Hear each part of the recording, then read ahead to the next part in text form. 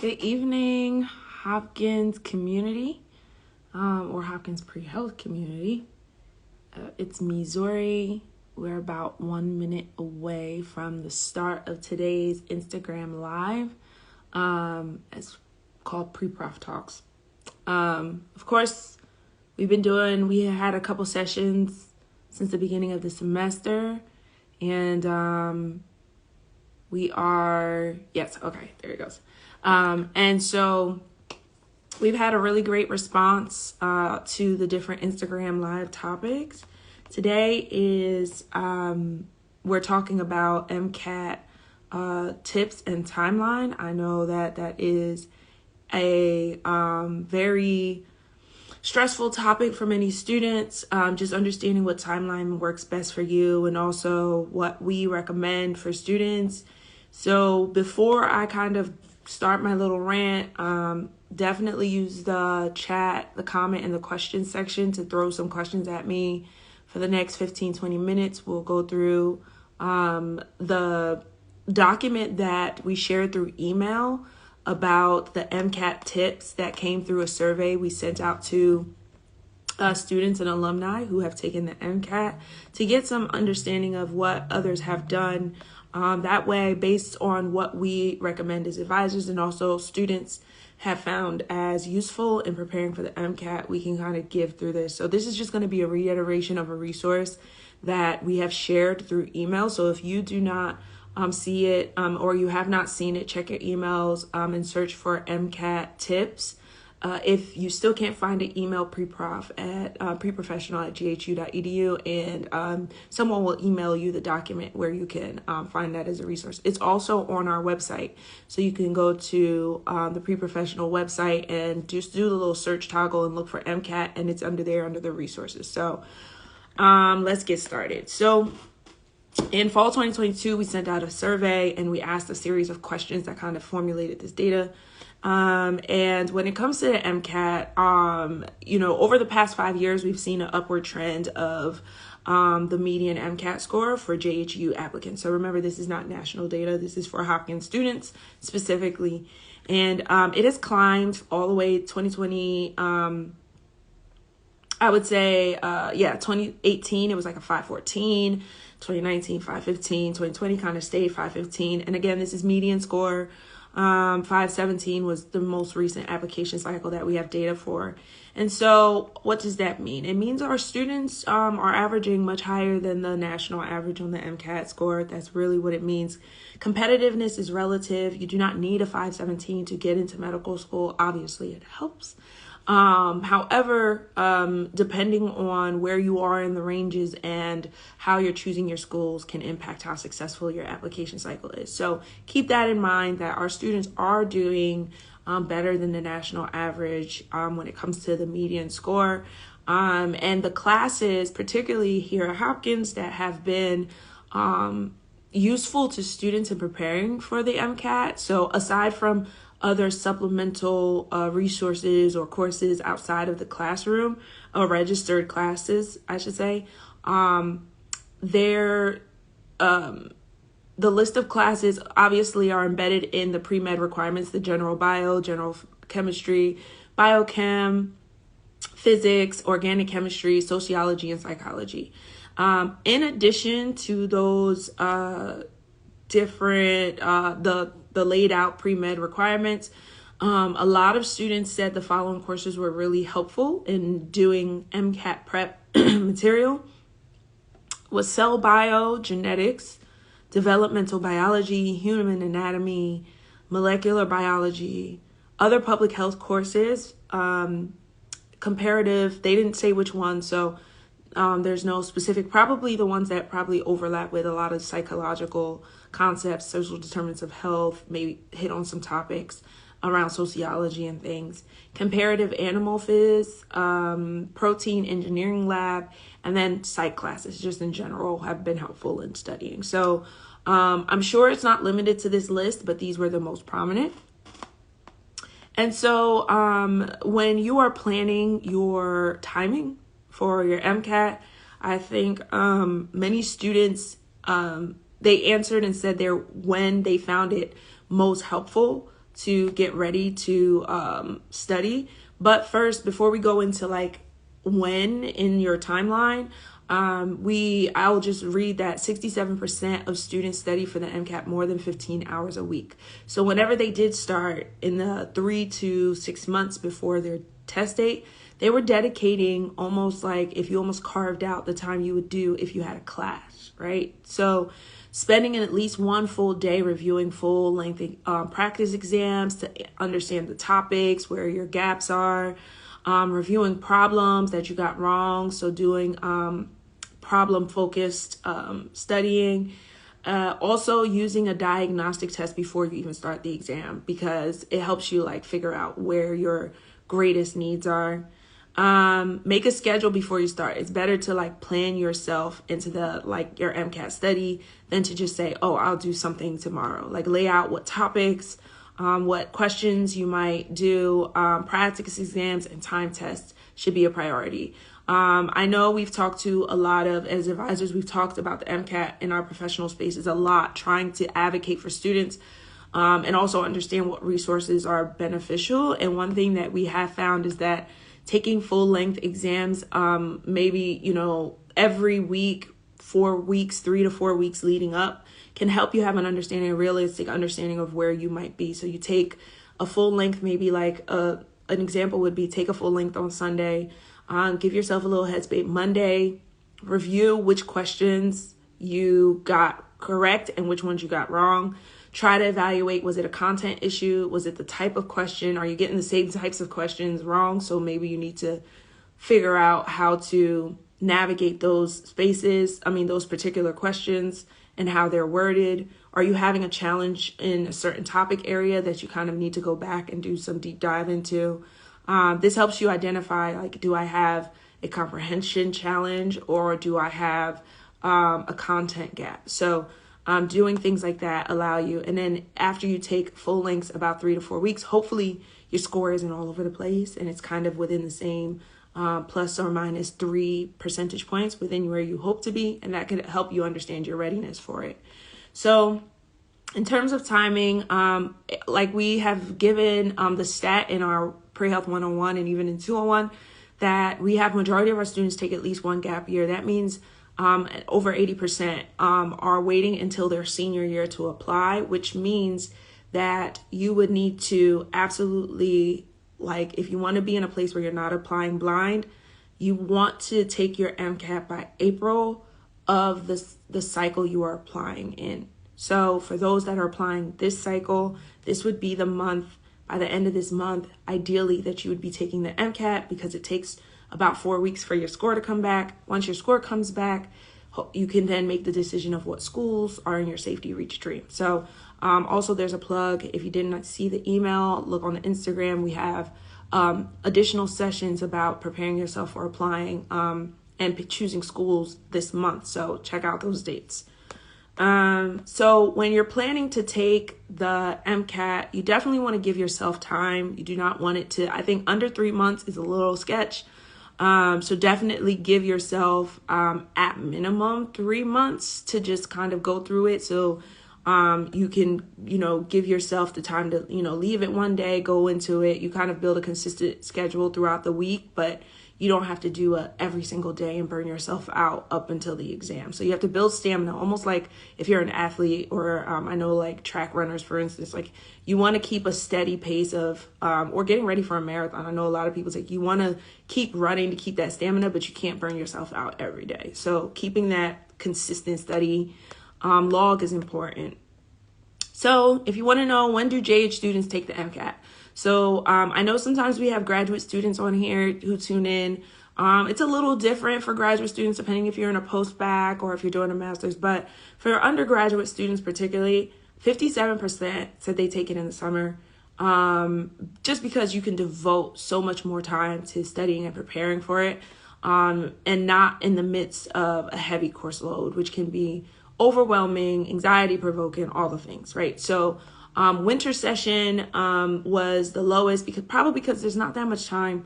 And like we said, if you're not giving yourself about 3 to 5 months or whatever to study, then it's really that intercession time is really tight.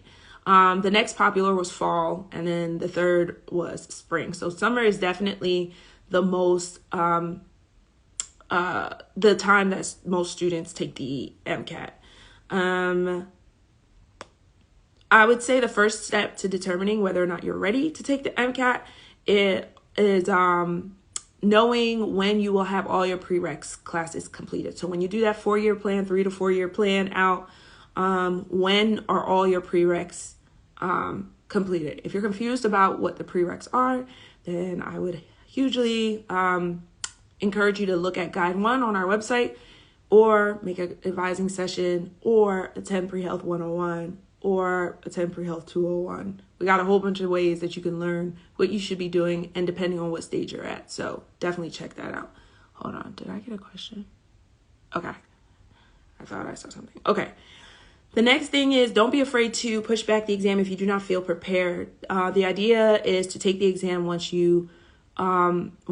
and be as confident as possible. So there's nothing wrong with taking it twice, but who wants to sit for the MCAT more than once? So if you can go ahead, put your best efforts into it, give yourself the time you need, take it once, and find yourself in a place where you like the score that you have and are okay with it and can push forward.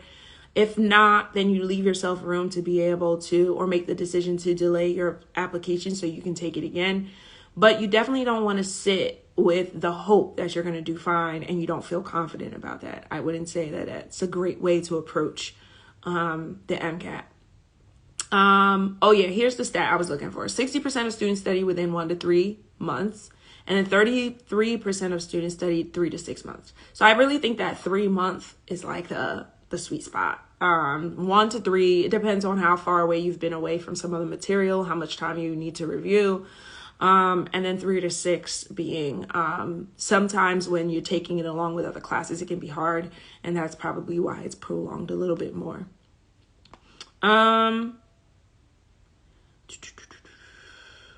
There's a bunch of tips on here. I would suggest, I'm not going to read through every single thing, but again, if you have any thoughts, questions, throw them in the chat, so I'm not just ranting to myself, for sure. When studying for the MCAT, there's always the question of, do I have time to do anything else? The answer is yes. I would say that there are many activities you can do depending on when you're studying for the MCAT.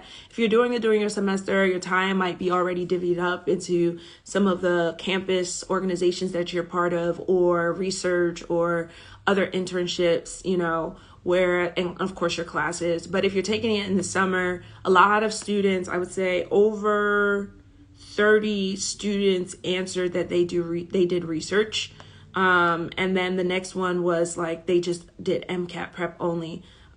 We encourage students to have a good balance. Obviously, studying for the MCAT can be exhausting and mentally stretching. So you want to be able to insert things that bring you joy as you study for this. So I personally encourage students to maybe find places to volunteer, even having a part-time job that lets you pull away, or do something you enjoy, a hobby of some sort that allows you to step away from the material after you've given a certain stretch of time to it.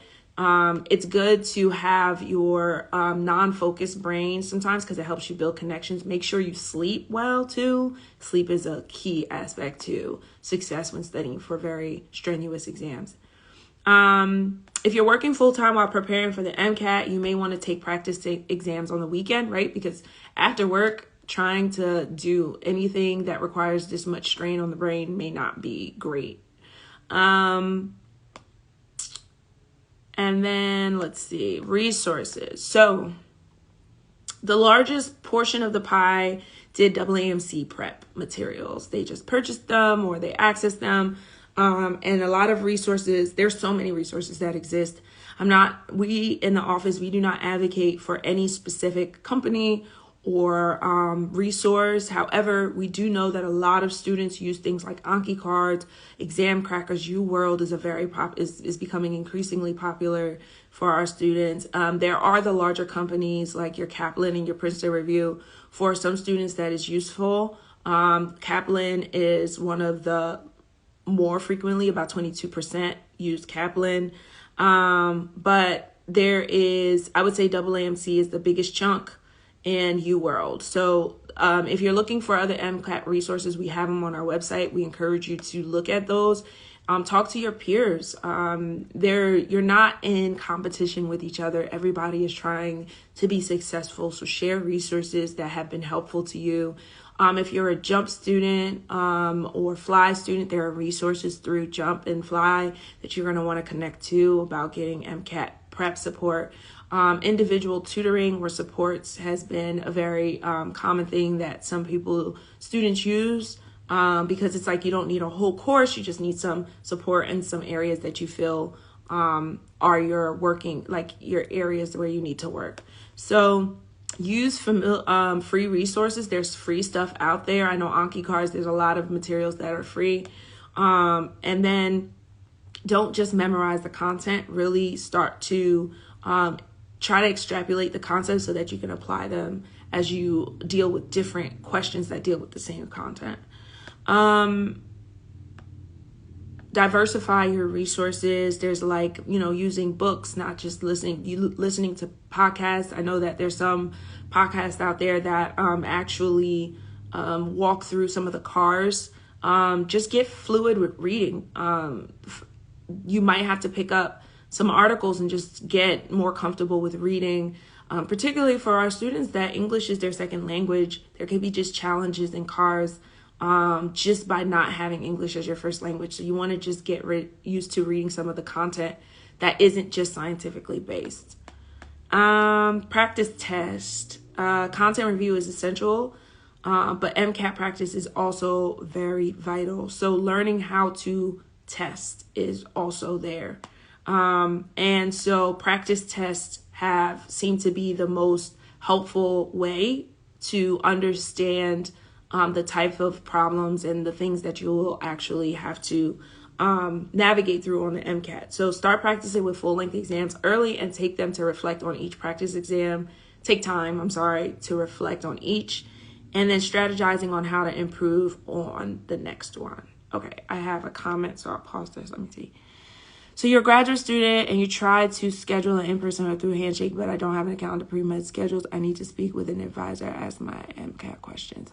Okay, yes. If you are a graduate student and you went to undergrad here, at Hopkins, we're able to support you. You can email us at preprofessional@jhu.edu if you're having handshake issues, and we can try to help you mitigate that. Or work on that. But if you were an undergrad at another institution, you can still email us. We might have to direct you to another unit that can support you through pre-med advising. But our office, we support alumni. We try to assist some graduate students, but the capacity is really challenging. So we often have to refer you out. If you went to undergrad at another institution, we encourage you, if you had a pre-med advising office, to get back in touch with them for some of the questions. But definitely shoot us an email to preprofessional@jhu.edu if you're having issues with handshake.